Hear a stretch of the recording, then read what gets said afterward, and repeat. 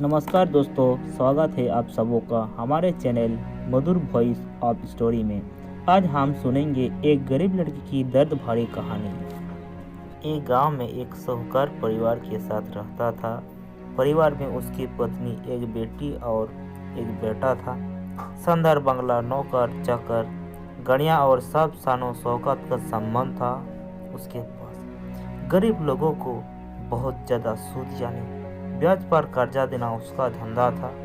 अक्सर लोग तंगे के दिनों में या किसी त्योहार या ब्याह शादी के मौके पर उस साहूकार से कर्जा ले लेते थे। जब फसल अच्छी होती तो थोड़ा थोड़ा करके उतरने लगते, लेकिन जिस वर्ष सूखा पड़ता तो कर्जा तो छोड़ो, गांव वाले सूद तक नहीं दे पाते थे।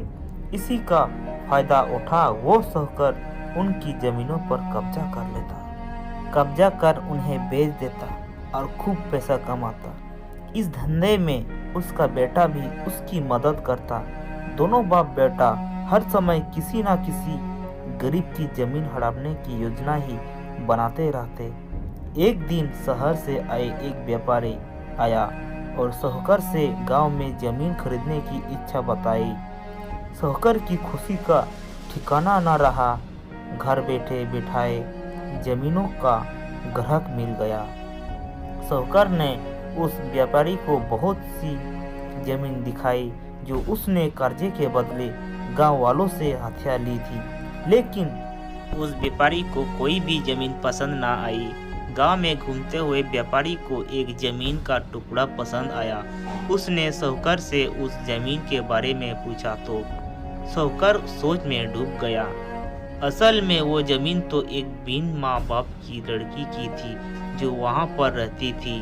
उस लड़की की माँ बाप ने साहूकार से 20,000 रुपये कर्ज लिया था, मगर उससे चुकाने से पहले ही उनकी मृत्यु हो गई।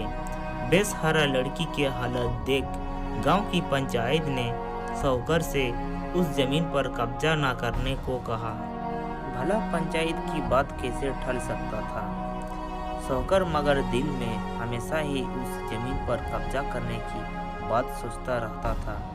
आज व्यापारी की इच्छा सुन इसका लालच बाहर आ गया था और उसने जमीन पर कब्जे का मन बना लिया।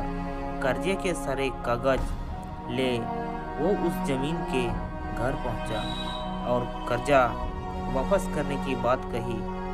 जब लड़की ने अपनी दुर्दशा का बताते हुए और समय मांगा तो साहूकार ने कब्जा करने की धमकी दी।